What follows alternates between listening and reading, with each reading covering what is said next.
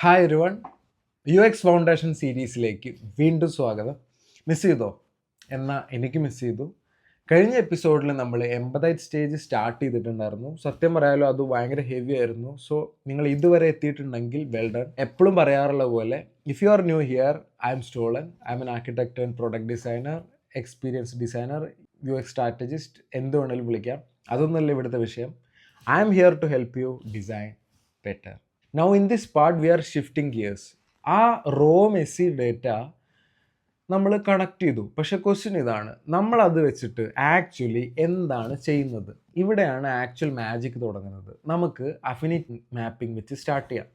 Simple വേർഡ്സിൽ പറഞ്ഞു കഴിഞ്ഞാൽ, നമ്മൾ നടത്തിയ ഒരുപാട് ഇൻ്റർവ്യൂവിൽ നിന്ന് മിക്സ്ഡ് ആയിട്ടുള്ള നോട്ട്സിനെ എല്ലാം കൂടി ഒരേപോലെയുള്ള ഗ്രൂപ്പുകളാക്കി മാറ്റുന്ന പരിപാടിയാണ് അഫിനിറ്റി മാപ്പിംഗ്. ഇതിലൂടെ കൺഫ്യൂഷൻസ് ഒഴിവാക്കി ഓരോ കാര്യങ്ങളും വ്യക്തമായിട്ട് കാണാൻ സാധിക്കും. In proper terms, affinity mapping എന്നത് ഒരു ക്വാളിറ്റേറ്റീവ് യൂസർ റിസർച്ച് സിന്തസിസ് മെത്തേഡാണ്. യൂസർ റിസർച്ചിലൂടെ ലഭിച്ച ഒബ്സർവേഷൻസ്, ഡാറ്റ പോയിൻറ്റ്സ്, അവയുടെ നാച്ചുറൽ റിലേഷൻഷിപ്സ് അനുസരിച്ചിട്ട് ഗ്രൂപ്പ് ചെയ്ത് അതിൽ നിന്നുള്ള തീമും പാറ്റേണും ഇൻസൈറ്റ്സും കണ്ടുപിടിക്കാനാണ് ഇത് യൂസ് ചെയ്യുന്നത്. ഇതിനെ KJ മെത്തേഡ് എന്നും വിളിക്കാറുണ്ട്. നമ്മുടെ ചായക്കട എക്സാമ്പിളിലേക്ക് പോയി കഴിഞ്ഞാൽ, നിങ്ങൾ 50 കസ്റ്റമേഴ്സിനെ കണ്ടു സംസാരിച്ചു എന്ന് കരുതാം. അവരിൽ നിന്ന് കിട്ടിയ 50ഓളം കാര്യങ്ങളെ നമുക്ക് ഗ്രൂപ്പ് ചെയ്യാം. ട്രസ്റ്റ്, ഫെമിലിയാരിറ്റി, ഡിസ്കംഫർട്ട് വിത്ത് ടെക്നോളജി, ചായക്കട ആസ് എ സോഷ്യൽ സ്പേസ്, ഇങ്ങനെ പലതുമായിട്ട്. ഇപ്പോൾ ആ 50 റിസൾട്ടിന് പകരം നിങ്ങൾക്ക് 3, 4, 5 ക്ലിയർ ആയിട്ടുള്ള ഹ്യൂമൻ തീമുകളാണ് കിട്ടിയിരിക്കുന്നത്. This is affinity mapping. Affinity mapping എല്ലാവർക്കും മനസ്സിലായി എന്ന് വിശ്വസിക്കുന്നു. നമുക്കിനി അടുത്ത സ്റ്റേജിലേക്ക് കിടക്കാം, എംപതി മാപ്പിംഗ്. നമ്മുടെ യൂസേഴ്സിനെ കൂടുതൽ മനസ്സിലാക്കാൻ സഹായിക്കുന്ന ഒരു സിമ്പിൾ ടൂളാണ് ഇത്. ഇൻ സിമ്പിൾ വേർഡ്സ്, ഒരു യൂസർ എന്തൊക്കെയാണ് പറയുന്നത്, അതായത് സേ ചെയ്യുന്നത്, ഡൂ ചെയ്യുന്നത്, അതായത് ചെയ്യുന്നത്, ചിന്തിക്കുന്നത്, തിങ്ക് ചെയ്യുന്നത്, അനുഭവിക്കുന്നത്, അതായത് ഫീൽ ചെയ്യുന്നത്, ലളിതമായിട്ട് കാണിക്കുന്ന ഒരു ചാർട്ടാണിത്. ഇതിൽ മെയിനായിട്ട് 4 ബോക്സസ് ആണ് ഉണ്ടാവുക. 4 ക്വാഡ്രൻറ്റിലും ഓരോന്ന് എഴുതും. Says, does, things and feels. ഈ ബോക്സസിൻ്റെ നടുവിൽ ആരെയാണോ സ്റ്റഡി ചെയ്യുന്നത് ആ യൂസറിനെ നമ്മൾ പ്ലേസ് ചെയ്യും. ഇനി UX ടിപ്സ്, എൻ എംപതി മാപ്പ് എന്നത് ഒരു കൊളാബറേറ്റീവ് വിഷ്വലൈസേഷൻ ടൂളാണ്. യൂസർ റിസർച്ചിലൂടെ കിട്ടുന്ന ഡേറ്റ സിന്തസിസ് ചെയ്യാനും യൂസറുടെ ബിഹേവിയേഴ്സും തോട്ട്സും എമോഷൻസും കൃത്യമായിട്ട് മനസ്സിലാക്കിയിട്ട് ഒരു ടീമിന് ഷെയർഡ് അണ്ടർസ്റ്റാൻഡിങ് ഉണ്ടാക്കാനും ഇത് സഹായിക്കുന്നു. നമുക്ക് നമ്മുടെ ചായക്കട പ്രൊജക്റ്റിലേക്ക് പോവാം. നമ്മളൊരു ചായക്കടയ്ക്ക് വേണ്ടിയിട്ട് വെബ്സൈറ്റ് ഉണ്ടാക്കുകയാണെന്ന് വിചാരിക്കുക. ഇതിനോടകം തന്നെ നമ്മൾ കസ്റ്റമേഴ്സിനെ ഇൻ്റർവ്യൂ ചെയ്ത് കഴിഞ്ഞു. നമുക്ക് സുരേഷിൻ്റെ എംപതി മാപ്പിംഗ് ഉണ്ടാക്കാം. എന്താണ് സുരേഷ് പറയുന്നതെന്ന് നോക്കാം. സെയ്സ് പറയുന്ന കാര്യങ്ങൾ എനിക്ക് യൂഷ്വൽ തന്നെ മതി. ഈ ആപ്പും ടെക്നോളജിയും ഒക്കെ എനിക്ക് കോംപ്ലിക്കേറ്റഡ് ആണ്. ഇത്തരം കാര്യങ്ങൾ നമ്മൾ സെയ്സ് ബോക്സിൽ എഴുതുന്നു. ഇനി യൂസർ ചെയ്യുന്ന കാര്യങ്ങൾ എന്താണെന്ന് നോക്കാം. ഡസ്, മെനു ഒന്നും നോക്കാതെ നേരിട്ട് വരുന്നു. പഴയ ഓർമ്മയിൽ നിന്ന് ഓർഡർ ചെയ്യുന്നു. ക്യാഷായിട്ട് പേയ്മെൻറ്റ് നടത്തുന്നു. എല്ലാ ദിവസവും ഒരേ സീറ്റിൽ തന്നെ ഇരിക്കുന്നു. ഇത് നമ്മൾ ഡസ് ബോക്സിൽ കൊടുക്കുന്നു. ഇനി യൂസർ ചിന്തിക്കുന്നത് എന്താണെന്ന് നോക്കാം. തിങ്സ്, സുരേഷ് ഇത് നേരിട്ട് പറയണമെന്നില്ല, പക്ഷേ നമുക്ക് മനസ്സിലാക്കാൻ പറ്റുന്ന കാര്യങ്ങളാണിവ. ഈ കട അധികം കോംപ്ലിക്കേറ്റഡ് ആക്കാതിരുന്നാൽ മതിയായിരുന്നേ, എനിക്ക് കാര്യങ്ങൾ സിമ്പിളായിട്ട് കിട്ടണേ. ഇത് തിങ്ക് ബോക്സിൽ വരുന്നു. ഇനി ഫീൽസ്, യൂസേഴ്സിൻ്റെ വികാരങ്ങൾ. കടയിൽ വരുമ്പോൾ സുരേഷിന് എന്ത് തോന്നുന്നു? റിലാക്സ്ഡ് ആയി തോന്നുന്നു? കംഫർട്ടബിളായി തോന്നുന്നു? ഒരുപാട് ടെക്നോളജി വരുമ്പോൾ എന്താണ് ഉണ്ടാവുന്നത്? അനോയൻസോ അസ്വസ്ഥതയോ ഉണ്ടാവുന്നുണ്ടോ? ഇതെല്ലാമാണ് ഫീലിങ്സിൽ എഴുതുക. From one user to many aggregate empathy mapping നമുക്ക് നോക്കാം. സുരേഷിനെ കൂടാതെ നമ്മൾ ഒരു കോളേജ് സ്റ്റുഡൻറ്റിൻ്റെയും ഓഫീസ് വർക്കറെയൊക്കെ ഇൻ്റർവ്യൂ ചെയ്യുന്നു. ഇവരുടെ എല്ലാം ഒരുമിച്ച് ചേർത്ത് ഉണ്ടാക്കുന്ന ഒരു എംപതി മാപ്പിനെ പറയുന്ന പേരാണ് അഗ്രിഗേറ്റഡ് എംപതി മാപ്പിംഗ്. ഇവിടെ ഓരോ ബോക്സിലും പലതരം യൂസേഴ്സിൻ്റെ പേഴ്സോണകൾ വരും. സെയ്സിൽ UPIയിലുണ്ടോ, ടൈമിങ്സ് അറിയണം. ഡസിൽ വൈകുന്നേരം കൂടുതൽ പേര് വരുമ്പോൾ ഗൂഗിൾ മാപ്പ് നോക്കി കണ്ടുപിടിക്കാൻ കട പറ്റുമോ. ഫീൽസിൽ ചിലർക്ക് തിരക്ക് അനുഭവപ്പെടുന്നു. റിലാക്സ്ഡ് ആയിരിക്കുന്നു, ഫ്രസ്ട്രേറ്റഡ് ആയിരിക്കുന്നു, ഇങ്ങനെയൊക്കെ എഴുതി വയ്ക്കും. ഇനി വൈ ദിസ് മാറ്റർ എന്ന് ചോദിച്ചാൽ നമ്മളൊരു ഓണറായിട്ടോ ഡിസൈനറായിട്ടോ ചിന്തിക്കാതെ ഒരു റിയൽ കസ്റ്റമറായി ചിന്തിക്കാൻ ഇത് സഹായിക്കും. നമുക്ക് പെയിൻ പോയിൻറ്റ്സ് കണ്ടുപിടിക്കാം, എന്നിട്ട് യൂസേഴ്സിൻ്റെ ഇമോഷൻസ് മനസ്സിലാക്കാം, അവരുടെ പേടികളും സംശയങ്ങളും തിരിച്ചറിയാം. ഞാൻ എപ്പോഴും പറയുന്ന പോലെ ഒരു നല്ല UX തുടങ്ങുന്നത് സ്ക്രീനിൽ നിന്നല്ല, അത് ആളുകളെ മനസ്സിലാക്കുന്നതിൽ നിന്നാണ്. അവരെന്ത് പറയുന്നു, എന്ത് ചെയ്യുന്നു, ചിന്തിക്കുന്നു എന്നിവ മനസ്സിലാക്കുന്നതിൽ നിന്നാണ്. നേരത്തെ നമ്മൾ പെയിൻ പോയിൻറ്റ്സിനെ കുറിച്ച് പറഞ്ഞു. എന്താണ് പെയിൻ പോയിൻറ്റ്? ലളിതമായിട്ട് പറഞ്ഞു കഴിഞ്ഞാൽ ഒരു കസ്റ്റമറെ ദേഷ്യം പിടിപ്പിക്കുന്നതോ അല്ലെങ്കിൽ അവർക്ക് ആവശ്യമുള്ള കാര്യങ്ങൾ നേടുന്നതിൽ നിന്ന് തടസ്സമാകുന്നതോ ആയ എന്തിനേയും നമുക്ക് പെയിൻ പോയിൻ്റ് എന്ന് വിളിക്കാം. ഇൻ സിമ്പിൾ വേർഡ്സ്, ഒരാൾ നിങ്ങളുടെ ചായക്കടയിൽ വരുന്നു, അതിനിടയിൽ അയാൾക്കുണ്ടാകുന്ന ബുദ്ധിമുട്ടുണ്ടാക്കുന്ന എന്ത് കാര്യവും പെയിൻ പോയിൻ്റാണ്. ഇതൊന്ന് ആലോചിച്ച് നോക്കൂ. നിങ്ങൾ നല്ല ക്ഷീണത്തിലൊരു ചായ കുടിക്കാൻ വരുന്നു, പക്ഷേ ഗൂഗിൾ മാപ്പ് നോക്കിയിട്ട് കട എവിടെയെന്ന് മനസ്സിലാവുന്നില്ല. കട ഇപ്പോൾ തുറന്നിട്ടുണ്ടോ ഇല്ലേ എന്നൊരു ഉറപ്പുമില്ല. ചായക്ക് എത്ര വിലയാണെന്ന് അറിഞ്ഞൂടാ. എവിടെ നിന്നാണ് ഓർഡർ ചെയ്യേണ്ടതെന്ന് അറിഞ്ഞൂടാ. നിങ്ങൾ കൺഫ്യൂഷൻ അടിച്ച് നിൽക്കുന്നു. ആ സമയത്ത് നിങ്ങൾക്ക് തോന്നുന്ന ഇറിറ്റേഷൻ ഉണ്ടല്ലോ, അതാണ് യൂസർ പെയിൻ പോയിൻറ്റ്. യൂസർ എക്സ്പീരിയൻസിൽ ഉണ്ടാകുന്ന ഏതൊരു പ്രശ്നത്തെയും പെയിൻ പോയിൻ്റ് എന്ന് പറയാം. ഇത് യൂസറുടെ ലക്ഷ്യത്തേക്കുള്ള യാത്രയിൽ ഫ്രിക്ഷനും കൺഫ്യൂഷനും അല്ലെങ്കിൽ ഫ്രസ്ട്രേഷനും ഉണ്ടാക്കുന്നു. നമുക്കിവിടെ ചായക്കടയിലെ എക്സാമ്പിൾ എടുത്തു കഴിഞ്ഞാൽ 4 തരത്തിലുള്ള പെയിൻ പോയിൻറ്റ്സ് കണ്ടുപിടിക്കാം. ആദ്യത്തത് ഫിനാൻഷ്യൽ പെയിൻ പോയിൻറ്റ്സ്. ചായയും പലഹാരവും ഒക്കെ കഴിച്ചു കഴിഞ്ഞ് റേറ്റ് എത്രയാണെന്ന് നിങ്ങൾക്കൊരു ഐഡിയ ഇല്ല. യു ഫീൽ എന്താ റേറ്റ്, എന്നെ പറ്റിക്കുകയാണോ, ഈ എമൗണ്ടിനെ കുറിച്ചിട്ടുള്ള ഒരു അവസ്ഥ എന്താണ്? ഇതാണ് ഫിനാൻഷ്യൽ പെയിൻ പോയിൻറ്റ്സ്.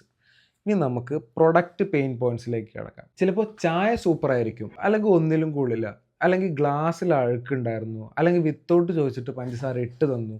പ്രൊഡക്റ്റിൻ്റെ ക്വാളിറ്റിയെയോ കൺസിസ്റ്റൻസിയെയോ ബാധിക്കുന്ന ഇത്തരം പ്രശ്നങ്ങളാണ് പ്രൊഡക്റ്റ് പെയിൻ പോയിൻറ്റ്സ്. ഇനി പ്രോസസ് പെയിൻ പോയിൻറ്റ്സ് ഉണ്ട്. എവിടെ നിൽക്കണം, ആരോട് ഓർഡർ പറയണം, എപ്പോൾ ചായ കിട്ടും എന്നതിനെക്കുറിച്ചിട്ടുള്ള ധാരണ ഇല്ലാത്തതാണ് ഇത്. ആളുകൾ തള്ളിക്കയറുന്നു, ബഹളം വയ്ക്കുന്നു, അന്തം വിട്ട് നിൽക്കുന്നു. ഈ പ്രോസസ്സ് മൊത്തം മെസ്സി ആണെങ്കിൽ അതൊരു പ്രോസസ് പെയിൻ പോയിൻ്റാണ്. നമുക്കിനി സപ്പോർട്ട് പെയിൻ പോയിൻ്റ് എന്താണെന്ന് നോക്കാം. പുതിയൊരാൾ വന്നിട്ട് ചോദിക്കുന്നു, വൈകുന്നേരം കടയുണ്ടോ, ഇവിടെ UPI എടുക്കുമോ, അവിടെ ഒരു ബോർഡുമില്ല, ഓൺലൈനിൽ ഒരു ഇൻഫർമേഷനും ഇല്ല, ചോദിച്ചാൽ കൃത്യമായിട്ടൊരു മറുപടി ഇല്ല, എനിക്കറിയില്ല, മുതലാളിയോട് ചോദിക്കൂ എന്നൊക്കെ പറയുന്നു. ഇങ്ങനത്തെ ഉത്തരങ്ങൾ, വിവരങ്ങൾ കിട്ടാതെ ഇത്തരം അവസ്ഥയെയാണ് സപ്പോർട്ട് പെയിൻ പോയിൻ്റ് എന്ന് പറയുന്നത്. ഇനി വൈ എംപതി മാറ്റേഴ്സ്, ഇതൊന്ന് ഓർത്ത് നോക്കൂ. ഒരു പ്രായമായ വ്യക്തി അല്ലെങ്കിൽ ഒരു സ്ഥലത്ത് പുതുതായിട്ട് വന്ന ഒരാൾ, ഇവർക്കൊക്കെ നമ്മുടെ ചായക്കടയിലെ തിരക്കും ബഹളവും വല്ല സ്ട്രെസ് ഉണ്ടാക്കിയേക്കാം. ഒരു ഡിസൈനർ എന്ന നിലയിൽ നമ്മൾ ചിന്തിക്കേണ്ടത് ആളുകൾക്ക് ചായ കിട്ടുന്നുണ്ടോ എന്ന് മാത്രമല്ല, എങ്ങനെയാണ് അവർക്ക് ചായ കിട്ടുന്നത്, ആ അനുഭവം, ആ എക്സ്പീരിയൻസ് എത്രത്തോളം സുഖകരമാണ് എന്നിവയൊക്കെയാണ്. പെയിൻ പോയിൻറ്റ്സ് പരിഹരിക്കുക എന്നത് വെറും കച്ചവടം മെച്ചപ്പെടുത്തുക എന്ന് മാത്രമല്ല, മറിച്ച് വെറും ഒരു ചായക്കടയിൽ പോലും മനുഷ്യരുടെ ബുദ്ധിമുട്ടുകൾ കുറയ്ക്കുക എന്നതുകൂടിയാണ്. ഇനി നമുക്ക് ഏർലി പെർസോണ അഥവാ പ്രോട്ടോ പെർസോണയിലേക്ക് കിടക്കാം. എന്താണ് പെർസോണ? നമ്മൾ ആർക്ക് വേണ്ടിയാണ് ഡിസൈൻ ചെയ്യുന്നത് എന്ന് മനസ്സിലാക്കാൻ വേണ്ടി ഉണ്ടാക്കുന്ന ഒരു സാങ്കല്പിക ക്യാരക്ടറാണ് പെർസോണ. ഇത് റിയൽ യൂസേഴ്സിനെ റെപ്രസെൻ്റ് ചെയ്യും. ഇൻ പ്രോപ്പർ ടേംസ്, ഒരു പെർസോണ എന്നാൽ റിസർച്ചിൻ്റെ അടിസ്ഥാനത്തിൽ തയ്യാറാക്കുന്ന ഒരു ആർക്കിടൈപ്പാണ്. സമാനമായിട്ടുള്ള ബിഹേവിയേഴ്സും കോണ്ടെക്സ്റ്റുമുള്ള ഒരു കൂട്ടം യൂസേഴ്സിനെ ഇത് റെപ്രസെൻ്റ് ചെയ്യുന്നു. തുടക്കത്തിൽ ക്രിയേറ്റ് ചെയ്യുന്ന ഇത്തരം പെർസോണകളെ പ്രോട്ടോ പെർസോണാസ് ആണെന്ന് വിളിക്കാറ്. നമുക്ക് ചായക്കട എക്സാമ്പിളിലേക്ക് കിടക്കാം. ഇവിടെ നമുക്ക് സുരേഷിനെ പെർസോണ ആക്കിയെടുക്കാം. സുരേഷ് 38 വയസ്സ്, ഒരു റെഗുലർ കസ്റ്റമറാണ്. സുരേഷിൻ്റെ ഗോൾസ് എന്തൊക്കെയാണെന്ന് നോക്കാം. പെട്ടെന്ന് ചായ കിട്ടണം. പെയിൻ പോയിൻ്റ് എന്താണ്? കോംപ്ലിക്കേറ്റഡ് ആയിട്ടുള്ള കാര്യങ്ങൾ ഇഷ്ടമല്ല. ബിഹേവിയറോ ഹാബിറ്റ് കൊണ്ട് ഓർഡർ ചെയ്യുന്ന ഒരാളാണ്. ഇനി ഡിസൈൻ ചെയ്യുമ്പോൾ യൂസർ എന്ന് പറയുന്നതിന് പകരം നമ്മളെപ്പോഴും ഇത് നമ്മുടെ സുരേഷിനെ ഹെൽപ്പ് ചെയ്യുമോ എന്നാണ്, അതോ സുരേഷിനെ കൺഫ്യൂസ്ഡ് ആക്കുമോ എന്ന്. സുരേഷ് എന്ന വ്യക്തി ഒരുപാട് യൂസേഴ്സിനെ ഇവിടെ റെപ്രസെൻ്റ് ചെയ്യുന്നു. നമ്മളിവിടെ പെർസോണകളെ കുറിച്ച് പഠിച്ചു അല്ലേ? ഇനി കുറച്ച് സ്റ്റോറീസിനെ കുറിച്ച് പഠിച്ചാലോ? അതായത് user stories. What is A user story? സിമ്പിളായിട്ട് പറഞ്ഞു കഴിഞ്ഞാൽ ഡിസൈൻ സംബന്ധമായിട്ടുള്ള തീരുമാനങ്ങൾ എടുക്കുന്നതിനെ നമ്മളെ സഹായിക്കുന്ന പെർസോണകളുടെ ഭാഗത്തു നിന്ന് എഴുതുന്ന ഒരു സിമ്പിൾ വൺ ലൈൻ സെൻറ്റൻസ് ആണ് user stories. In simple words, ഞാൻ ഇന്ന ആളാണ്, എനിക്ക് ഇന്ന പ്രശ്നമുണ്ട്, അതുകൊണ്ട് തന്നെ എനിക്ക് ഇന്ന കാര്യം കിട്ടണം എന്ന് പറയുന്നതാണ് ഇത്. ഇതിനെ ചിലർ സിനാരിയോസ് അല്ലെങ്കിൽ യൂസ് കേസ് എന്നൊക്കെ വിളിക്കാറുണ്ട്. It's like saying I am the person, I am stuck with this problem and I want this outcome. UX ഡെഫിനിഷനായി പറഞ്ഞു കഴിഞ്ഞാൽ ഒരു യൂസർ സ്റ്റോറി എന്നത് പെർസോണകളുടെ അടിസ്ഥാനത്തിൽ ഉണ്ടാക്കുന്ന ഒരു സ്റ്റേറ്റ്മെൻറ്റാണ്. യൂസറുടെ ലക്ഷ്യവും ഗോളും, അതായത് അതിൻ്റെ പിന്നിലെ മൂല്യവും വാല്യൂസും ഇതിലടങ്ങിയിരിക്കും. യൂസർ സെൻറ്റേഡ് ആയിട്ട് ഡിസൈൻ ചെയ്യുന്ന തീരുമാനങ്ങൾ എടുക്കാൻ ഇത് ഡിസൈൻ ടീമിനെ ഹെൽപ്പ് ചെയ്യും. എന്തുകൊണ്ടാണ് യൂസർ സ്റ്റോറി മാറ്റർ ചെയ്യുന്നത്? എന്തിനാണ് നമ്മൾ യൂസർ സ്റ്റോറി എഴുതുന്നത്? പ്രയോറിറ്റൈസ് ചെയ്യാൻ, എന്താദ്യം ഡിസൈൻ ചെയ്യണം എന്ന് തീരുമാനിക്കാൻ, ടീം യൂണിറ്റി ഉണ്ടാക്കാൻ, ഒരു പ്രത്യേക ലക്ഷ്യത്തേക്ക് ടീമിനെ എത്തിക്കാൻ, എംപതി, ഡിസൈൻ തീരുമാനങ്ങൾ കുറച്ച് കൂടുതൽ ഹ്യൂമൻ സെൻറ്റേഡ് ആക്കാൻ, പിച്ചിങ്, വെറും ഫീച്ചേഴ്സിനെ കുറിച്ച് പറയാതെ കാര്യങ്ങളൊക്കെ കഥ പോലെ അവതരിപ്പിക്കാൻ. യൂസർ സ്റ്റോറിയിലെ ഫോർമുലയാണ് who, what, why. User story എഴുതാൻ ഈ ഫോർമുല ഉപയോഗിച്ചാൽ മാത്രം മതി. As a dash type of user, I want to do this activity so that I can get this benefit. Who എന്നത് ആരാണ് യൂസർ, വാട്ട് എന്നത് എന്താണ് ചെയ്യേണ്ടത്, വൈ എന്നത് എന്തുകൊണ്ടാണ് അവർക്കത് വേണ്ടത്, ഇതിലൂടെ അവർക്ക് എന്ത് കിട്ടുന്നു എന്നത് സൂചിപ്പിക്കുന്നു. നമുക്ക് ചായക്കട എക്സാമ്പിളിലേക്ക് പോയാലോ? കുറച്ച് യൂസർ സ്റ്റോറീസ് നോക്കാം. Regular customer Suresh. ഒരു റെഗുലർ കസ്റ്റമർ എന്ന രീതിയിൽ കട ഇപ്പോൾ തുറന്നിട്ടുണ്ടോ എന്ന് എനിക്ക് പറയണം. എങ്കിലേ വെറുതെ അവിടം വരെ നടന്ന് സമയം കളയാതിരിക്കാൻ എനിക്ക് കഴിയൂ.